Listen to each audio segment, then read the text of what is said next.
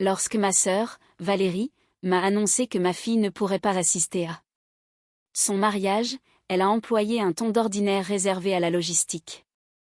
Pas désolée, pas hésitante, simplement administrative, nous avons décidé de faire un mariage sans enfant, réservé aux adultes. J'ai attendu le moment où elle prendrait conscience de la réalité. Tu as pourtant invité tes copains de fac. Eux, c'est différent. En quoi? Léa avait 17 ans. Assez âgée pour faire la conduite accompagnée, assez âgée pour travailler pendant ses vacances scolaires, mais visiblement assez grande aussi pour rester assise en silence pendant qu'on parlait d'elle comme d'un simple problème de calendrier. J'aurais pu argumenter, lister les contradictions de cette décision, souligner à quel point cette règle était à géométrie variable. À la place, j'ai dit la seule chose qui me semblait fondamentalement honnête.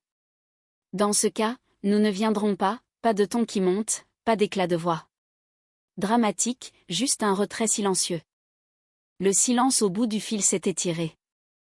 Tu vas vraiment camper sur tes positions pour si peu? Je choisis la cohérence.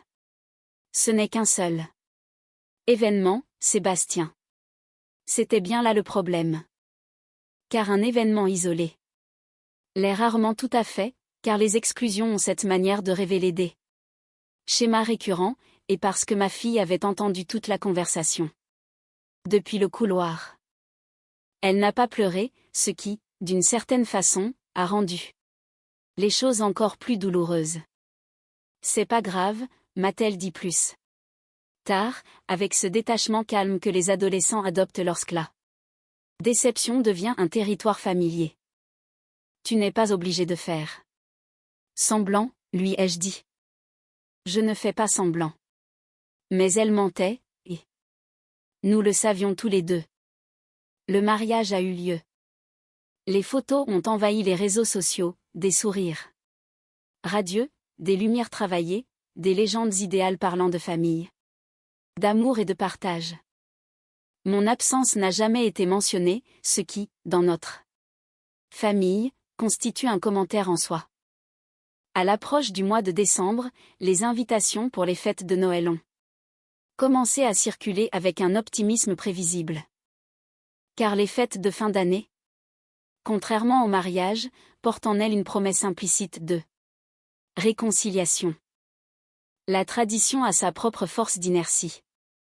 Ma mère a appelé la première. Nous nous réunissons tous cette année. Tu viens, n'est-ce pas? Il y avait une nuance de retenue dans sa voix. Pas de la chaleur, de la prudence. Tant que tout le monde est le bienvenu. Un autre silence. Tu en es encore là. Je n'en suis jamais parti. Ce n'était pas personnel. C'était pourtant entièrement personnel. Un soupir. Ne pouvons-nous pas éviter cela? Noël? Nous ne faisons rien du tout. Je le pensais sincèrement, car ma décision avait déjà été prise des semaines auparavant, non pas sous le coup de l'émotion, mais de manière méthodique. Le matin de Noël est arrivé, froid et lumineux. Ma fille a fait la grâce matinée, les adolescents et le matin ont signé une trêve de longue date. J'ai préparé du café, je me suis installée au comptoir de la cuisine, et j'ai attendu. Vers midi, mon téléphone a commencé à vibrer sans interruption. Les messages s'accumulaient en silence, les uns après les autres. Finalement, ma sœur a appelé. Sa voix était tranchante, oscillant entre l'incompréhension et l'indignation. Qu'est-ce que c'est que ça? De quoi parles-tu? Ces photos. J'ai bu une gorgée de café lentement. Oui, tu as organisé le réveillon de Noël chez toi. En effet. Et tu n'as pas invité la famille. J'ai invité tous ceux qui n'étaient pas considérés comme trop jeunes. Le silence qui a suivi était lourd, immédiat. Ce n'est pas du tout la même chose. Tu es ridicule. Je suis cohérent. La voix de ma mère a retenti. Faiblement en arrière-plan, mais moi sur haut-parleur. Soudain, je ne parlais plus à ma sœur.